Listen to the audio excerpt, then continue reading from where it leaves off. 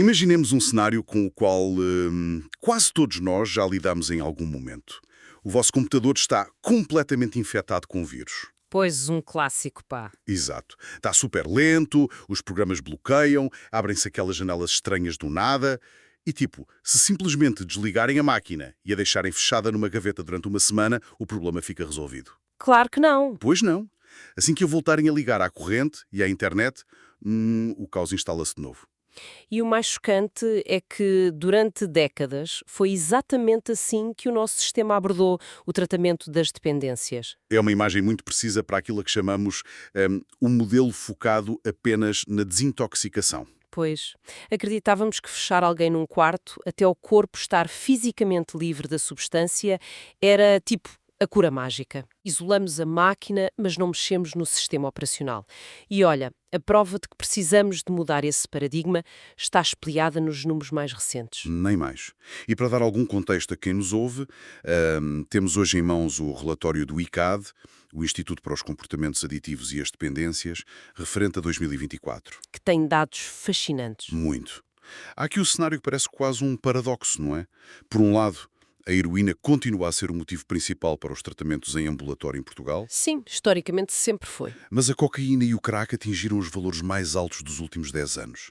Há uma urgência palpável nestes números, pá. Mas também trazem um raio de esperança considerável, não é verdade? Exatamente. O número de pessoas a iniciar tratamento foi o mais alto da última década. Foram 3.714 inícios de tratamento num só ano. O que revela uma mudança estrutural tremenda. Quer dizer, esse número não significa apenas que há mais pessoas em sofrimento. Pois, significa o quê, então? Significa que o labirinto da recuperação tem cada vez mais portas de entrada visíveis e acessíveis. As pessoas estão a tentar reescrever esse tal sistema operativo em vez de apenas reiniciarem a máquina. E é precisamente essa a nossa missão para este mergulho profundo de hoje. Temos à nossa frente um vasto leque de documentos técnicos, Muito densos, por sinal. sim, super detalhados, sobre as fundações do tratamento de dependências. E o objetivo é rasgar por completo aquele mito de que o tratamento é uma limpeza rápida. Porque está longe de ser. Muito longe.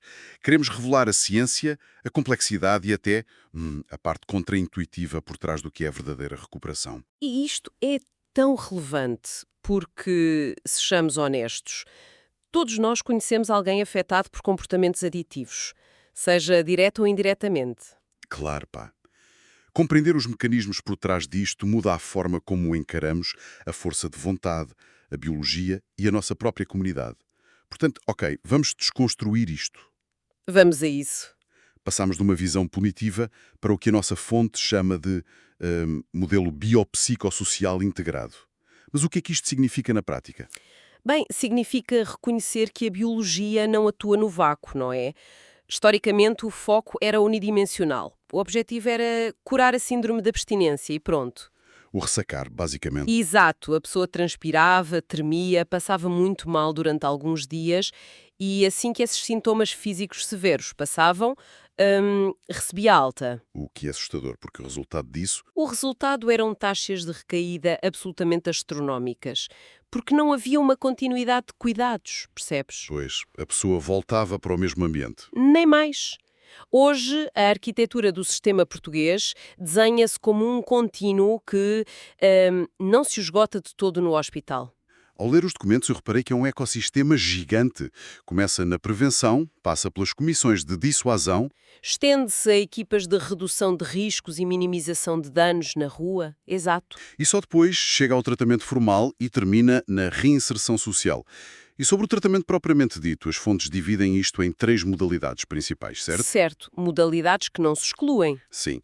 Temos o ambulatório, em que o utente vai a consultas, mas mantém a sua vida habitual em casa.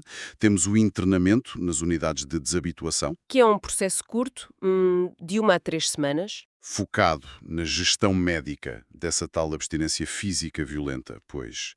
E depois as comunidades terapêuticas, tipo a famosa do Restelo, que já envolvem um internamento que pode ir de 12 a 18 meses. Exatamente. Olha, a minha intuição, ao ler isto, diz-me que devíamos mandar toda a gente para as comunidades de 18 meses para garantir o sucesso. Não, ficam lá fechados e curam-se.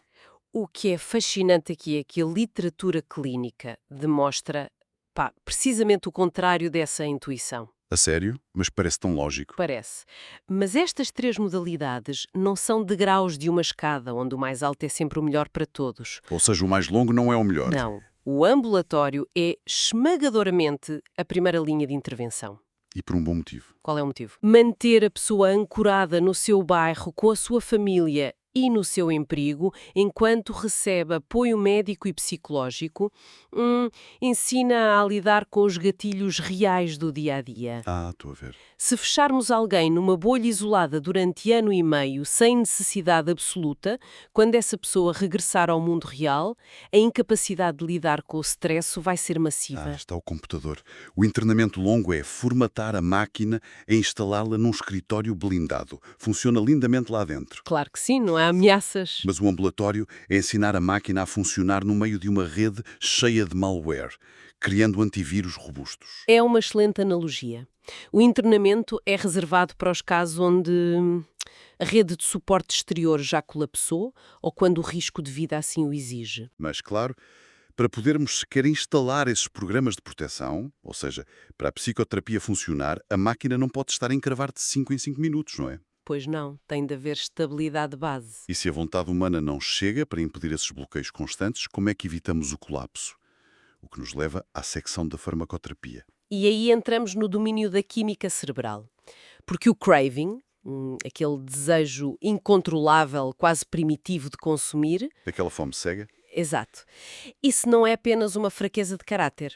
O cérebro de alguém com uma dependência crónica sofreu alterações anatómicas e funcionais reais. Portanto, a medicina recorre à farmacoterapia para restabelecer esse equilíbrio. É como pôr cimento nos alicerces antes de tentar construir as paredes da casa. Gostei dessa.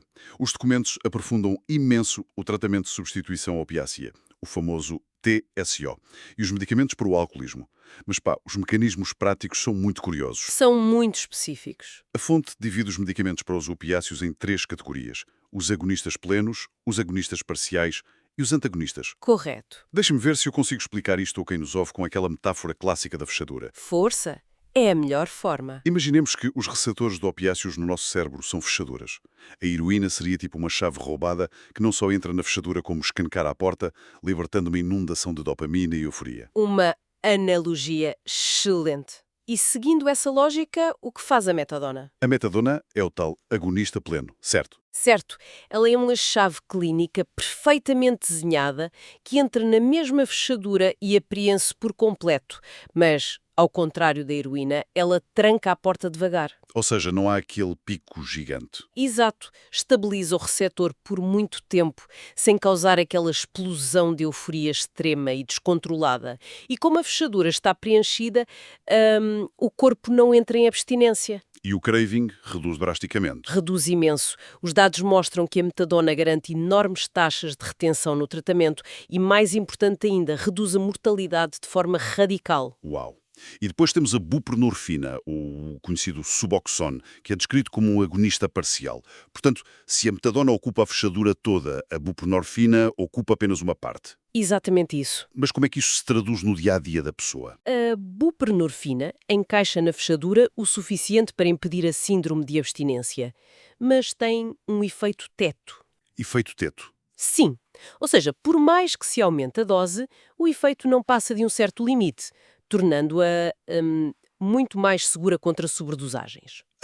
Interessante. Tem menos efeitos sedativos do que a metadona e oferece mais autonomia ao utente. Muitas vezes permite que a toma seja gerida em casa, de forma sublingual, em vez de exigir ir todos os dias ao centro de saúde. O que facilita imenso manter um emprego, por exemplo. Sem dúvida. E claro, temos ainda a terceira via. Os antagonistas, como a naltrexona. Esses são os que colam pastilha elástica na fechadura, não é? Precisamente. A naltrexona não ativa o receptor de todo. Bloqueia a fechadura completamente. E não cria dependência. Não cria qualquer tipo de dependência. Se o utente tiver um lapso e consumir heroína por cima da naltrexona, a substância não vai conseguir entrar no receptor, logo não haverá qualquer efeito de euforia. Fica inútil. O grande desafio aqui é que exige que a pessoa já esteja completamente limpa de opiáceos há cerca de 7 a 10 dias. O que deve ser horrível. Para muitos, é um muro de sofrimento quase impossível de ultrapassar sem uma ajuda médica muito apertada. Pois, e no caso do álcool, a abordagem mecânica parece ser bastante diferente. Em vez de preencher fechaduras, jogamos com outros sistemas. Sim, a química do álcool é diferente. O documento fala no disulfiram, o antabuse. Como é que isto funciona? Cria algum tipo de alergia? De uma forma muito crua, sim. O disulfiram bloqueia a enzima responsável por decompor o álcool no nosso fígado. Então, e se a pessoa beber? Se a pessoa tomar este medicamento e beber sequer um copo de vinho, o álcool acumula-se no corpo sob a forma de uma toxina altamente irritante. A sério? Sim, provoca vômitos violentos, taquicardia, suores frios, uma sensação de pânico extremo. Uau, isso é agressivo. É uma terapia da versão pura. O utente sabe que, se beber, vai ficar fisicamente arrasado. Mas alternativas não? Sim, em contrapartida há abordagens mais modernas, como o acamprosato, que não foca no medo, mas sim no apaziguamento. Como assim? Tenta equilibrar os neurotransmissores no cérebro, atenuando a inquietação, a insónia e aquele craving de fundo. Ok, faz sentido. Mas olha, deixa-me fazer aqui de advogado do diabo e trazer para a mesa a dúvida gigante que a maioria da sociedade tem. Venha ela. Nós ouvimos falar de metadonas e buprenorfinas e pensamos, tipo, espera aí, dar metadona a quem consome heroína não é simplesmente atirar a toalha ao chão e trocar um vício por outro? Pois, Estão ambos a consumir opiáceos? essa é, sem sombra de dúvida, a percepção errada mais danosa e estigmatizante que existe neste campo. Sério? Totalmente. Se olharmos para os relatórios da Organização Mundial da Saúde e da Agência Europeia sobre Drogas, essa ideia cai por terra instantaneamente. Porquê? Porque confunde a dependência física com a doença aditiva caótica. Não se trata de substituir vícios spa. Trata-se do quê? Trata-se de erradicar o comportamento de risco de uma doença crónica. A dependência lícita de heroína obriga à partilha de seringas que propaga VIH e hepatite C. Envolve crime para financiar as doses? Exatamente. E traz o risco constante de uma overdose letal na rua. É a diferença entre tentar sobreviver numa zona de guerra versus viver com medicação para a tensão alta. Exato. Excelente forma de ver a coisa. A medicação, quando gerida clinicamente, devolve estabilidade neurológica à pessoa. Ela deixa de ter de cometer crimes às 3 da manhã porque o corpo está a ceder. Claro, pode arranjar um emprego, reconstruir os laços com a família e ir às consultas de psicologia com clareza mental. O objetivo principal da farmacoterapia não é a pureza moral da abstinência cega, é a redução de danos e a devolução da dignidade humana. Ou seja, a medicação não é a casa, é apenas o cimento que impede o chão de abater enquanto tentamos construir a casa. É a fundação. Mas sabemos que a biologia tem muita força e mesmo com o melhor cimento do mundo os terremotos acontecem. O que é que acontece quando os gatilhos emocionais, a pressão ou por acaso testam essa fundação e a pessoa cede? E temos de ser honestos com quem nos ouve. Ceder faz parte da norma. O que nos leva à necessidade urgente de reformular completamente a forma como encaramos as recaídas. Historicamente, a recair era visto como um atestado de incompetência, não é? Uma falha moral indesculpável. Hoje, a ciência diz-nos que a dependência é uma doença crónica. E os números presentes nas fontes não deixam espaço para ilusões, pá. Estamos a falar de 65% a 70% de taxas de recaída no álcool logo no primeiro ano de tratamento. São números pesados. E nos opioides, se removemos o tratamento de manutenção e tentarmos a velha tática de ir a seco, a recaída dispara até aos 91%. 91, é brutal. Na cocaína e no crack, mais de metade das pessoas têm um retorno ao consumo no primeiro ano. Mas o documento faz aqui um paralelismo fascinante.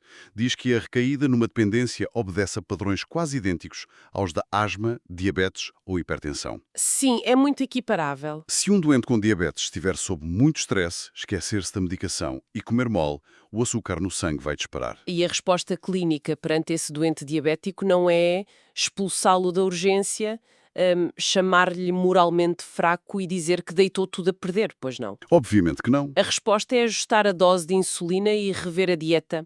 O modelo clássico de prevenção de recaídas de Marlatt e Gordon demonstra isso mesmo? Esse modelo tem 3 vértices, certo? Exato. Há a situação de alto risco, por exemplo, a morte de um familiar ou voltar a um bairro antigo. Depois há o craving provocado por esses estímulos. E, finalmente, há a estratégia de coping. Estratégia de coping. De enfrentamento, portanto. Sim, aquilo que a pessoa aprendeu em terapia para fazer em vez de consumir. Quando há uma recaída, o que estamos a ver é puramente informação clínica. Ou seja, A estratégia de coping não foi suficientemente forte para aquela situação de risco específica. Só isso? Mais nada. Olha, aqui é que a coisa fica realmente interessante. Por quais? Porque as fontes descrevem que um pequeno lapso muitas vezes não resulta logo numa recaída catastrófica por causa da química. Não, resulta por causa da psicologia. Exato, por causa de um fenómeno chamado efeito de violação da abstinência, ou EVA. O EVA é possivelmente um dos conceitos mais importantes na psicologia das adições. Explica lá isso melhor. Descreve a espiral de vergonha, culpa e dissonância cognitiva que assaltam um utente após um lapso isolado. Sabes o que me vem à cabeça para visualizar este efeito? É a clássica analogia do pneu furado numa viagem longa de carro. Ai, adoro essa analogia. Tu estás a fazer uma jornada incrível rumo à recuperação. De repente tens um lapso, tipo passas num buraco e o pneu fura. Acontece. O pensamento racional dita que deves encostar o carro, meter o pneu suplente e continuar a viagem. Vais chegar um pouco mais tarde, mas chegas. E o EVA? O efeito de violação da abstinência é o equivalente a, depois de furar esse pneu, a pessoa ser tomada por uma vergonha tão profunda e uma raiva tão cega que sai do carro. Fura os outros 3 pneus. Exato. Pega numa faca, fura os outros 3 pneus intactos, atira um fósforo para o depósito, cruza os braços e diz: pronto, sou um inútil, não sei conduzir, a viagem acabou de vez. Valido inteiramente essa analogia. O carro carbonizado é a recaída plena alimentada pela dicotomia do tudo ou nada. É assustador. Quando uma pessoa acredita que a recuperação é um copo de vidro perfeito que se parte ao mínimo toque, o menor lapso torna-se uma profecia autorrealizável de fracasso total. Pois, e deitam tudo a perder mentalmente. É por isso que é urgente abolir frases como desperdiçou o trabalho todo. Um lapso não apaga os meses em que o cérebro esteve limpo a criar novas conexões. Claro que não apaga. Não apaga as ferramentas aprendidas. A linguagem clínica importa, pá. O utente precisa de ser ensinado a não furar os outros 3 pneus. Mas isso obriga-nos a fazer uma pergunta quase existencial. Se a recaída é um dado expectável, um ajuste crónico e não um apagador que destrói o progresso, como é que sabemos que estamos a ter sucesso? É uma ótima pergunta. O que é, aos olhos da ciência moderna, estar verdadeiramente recuperado? Essa pergunta leva-nos à não linearidade da recuperação e afasta-nos da definição restrita do passado. Antigamente, o sucesso media-se apenas pela urina limpa num frasco de análises. Hoje em dia já não é assim. Não. A ASAM, a Sociedade Americana de Medicina da Adição, expandiu a definição.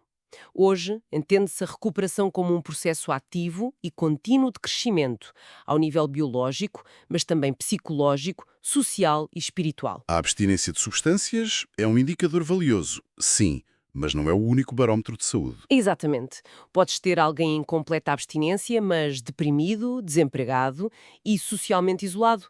Estará realmente recuperado? Pois não, parece. E isso liga a um conceito que as fontes trazem e que, confesso, virou tudo o que eu pensava de pernas para o ar. O capital de recuperação. Esse mesmo, o chamado capital de recuperação. Os documentos mostram que os primeiros 12 a 24 meses são vitais, mas não por causa das consultas de psicologia, e sim pela construção desse capital. Baseado no velo do CICAD de 2014, não é? Exato, que aponta para níveis micro, meso e macro. E o que eles dizem é surpreendente. Capital de recuperação significa ter um teto seguro. Sim, habitação é o básico. Significa ter acesso a cuidados dentários para poder ir à entrevista de emprego sem vergonha, pá. Sim. Significa ter regularizado problemas com os tribunais. Se ligarmos isto ao panorama geral, torna-se cristalino. A reinserção na sociedade não é o diploma que damos a alguém no final de um tratamento longo. É não. A reinserção é o próprio tratamento. Tem de começar no dia 1. Quando avaliamos o capital de recuperação, estamos a quantificar os recursos internos e externos que uma pessoa pode mobilizar para sustentar a sua mudança. Espera lá, deixa-me só ver se percebi bem o nível de mudança que isto exige na forma como o sistema trabalha. Diz. Estás a dizer-me que garantir que alguém consegue arranjar forma de pagar a renda do quarto pode ter um impacto mais profundo e imediato na prevenção de uma recaída do que semanas de psicanálise profunda. Sem dúvida alguma, porque se não tiveres onde dormir num dia de chuva, se não souberes como vais comer amanhã, a ansiedade primária da sobrevivência esmaga qualquer capacidade de reflexão emocional. Faz todo o sentido. A força de vontade evapora-se contra a urgência do frio e da fome, pá. A construção de uma nova identidade, passar-se consumidor para cidadão, pai ou trabalhador, exige recursos físicos e tangíveis. Exige uma família educada para apoiar e exige empregadores dispostos a não julgar o cadastro. Exatamente. E perante a exigência disto, os dados da realidade são um murro no estômago. Percebemos agora a ciência brutal dos receptores cerebrais e a necessidade absoluta do capital de recuperação. Mas as fontes sublinham um abismo enorme. O que dizem os números sobre o acesso? Estima-se que nos Estados Unidos, em 2023, apenas 23,6% das pessoas que precisavam desesperadamente de tratamento o tenham recebido de facto. É um quarto das pessoas. E, em Portugal, as notas do relatório indicam que continuamos muito abaixo da capacidade de resposta ideal. Quer dizer, temos as ferramentas, mas não conseguimos fazê-las chegar às pessoas. O que é que está a bloquear o acesso?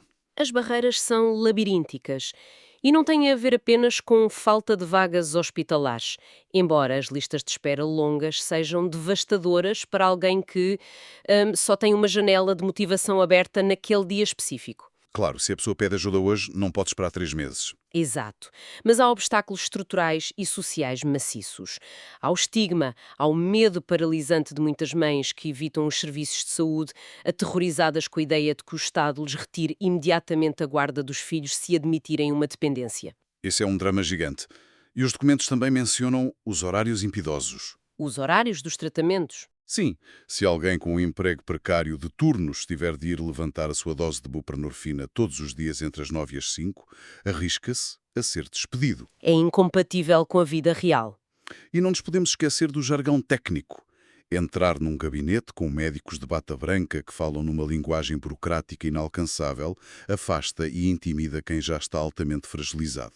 E é perante esta ruptura entre a teoria hospitalar brilhante e a rua desorganizada que surge uma figura profissional que os documentos elevam a um patamar crítico. O educador social. Esse mesmo. Numa equipa multidisciplinar tradicional, tens o médico, que foca no diagnóstico clínico, o psicólogo, que tenta reestruturar os mapas mentais, e o assistente social, que procura garantir reformas, pensões ou abonos. O educador social é algo diferente, então. O educador social é a cola do sistema. A fonte foca muito no conceito de agente de mudança, não é? Eles não estão sentados atrás de secretárias a prescrever naltrexona. Não. Eles fazem outreach, vão para as ruas e para os bairros tentar criar relações de confiança com quem não quer ir ao hospital. Dinamizam grupos de life skills, que são coisas tão elementares como ensinar resolução não violenta de conflitos, organização de um orçamento familiar básico ou simplesmente inteligência emocional no dia-a-dia. O educador social atua como um tradutor vivo da recuperação, porque podemos ter o plano biopsicossocial mais rigoroso e otimizado do mundo no papel. Mas se não houver um profissional no terreno? Exato, no nível meso e macro de que falamos, focado em gerir a mediação comunitária, tentar quebrar o estigma na junta de freguesia ou convencer os vizinhos a dar uma oportunidade, o modelo fica refém dentro dos gabinetes de saúde. Sem o educador social, as intervenções não chegam à calçada onde a vida realmente acontece. Nem mais. Então, o que é que isto tudo significa? Ao longo da nossa exploração de hoje, rasgamos camadas profundas de preconceitos. Enterramos o mito do reiniciar rápido, compreendendo que tratar uma dependência é uma gestão crónica, tal como cuidar de uma asma. Verdade. Aprofundamos a farmacoterapia para perceber que usar metadona não é trocar um vício por outro, mas sim usar a bioquímica como um colete salva-vidas. Desconstruímos a vergonha da recaída, encarando-a não como o fim da linha, mas como uma métrica clínica que nos pede para ajustar a estratégia e não furar os pneus todos do carro. E descobrimos a importância do capital de recuperação? O imperativo absoluto de construir capital de recuperação. A noção crua de que ter uma cama, dentes saudáveis e um cartão de cidadão válido muitas vezes faz mais pela sanidade mental do que centenas de horas de isolamento. Isto levanta uma questão importante para quem nos acompanha. A forma como falamos sobre isto no dia-a-dia, nos nossos cafés e jantares de família, é uma ferramenta terapêutica. A linguagem importa. O poder da nossa linguagem é imenso, pá. Se continuarmos a rotular lapsos como fracassos morais ou usarmos linguagem punitiva contra quem faz tratamentos de substituição, estamos a armar o gatilho da vergonha. E a vergonha afasta as pessoas? A vergonha mata porque afasta as pessoas da porta dos centros de saúde. Substituir a censura pela curiosidade compassiva é algo que qualquer cidadão pode começar a fazer imediatamente. E é com esse chamamento à comunidade que quero fechar, deixando-vos um pensamento provocador para matutarem nos próximos dias. Os relatórios provaram-nos cientificamente que o sucesso a longo prazo depende de forma crítica do tal capital de recuperação. Casa, emprego, família. Casa, rede de apoio, dignidade de emprego. Ora, conhecendo nós a crise sistémica da habitação, os salários asfixiantes e a precariedade profunda que definem grande parte do nosso cotidiano hoje, pergunto-me até que ponto a nossa histórica incapacidade de travar as dependências não reflete uma doença muito maior. É uma excelente reflexão. Até que ponto o insucesso do tratamento não é uma falha química do cérebro de quem consome, mas sim um espelho cristalino que revela as fraturas da nossa própria sociedade em garantir equidade, esperança e condições humanas básicas. Fica a reflexão de que não conseguiremos salvar o utente sem primeiro cuidar da vila onde ele habita. Pensem nisso e até à próxima análise.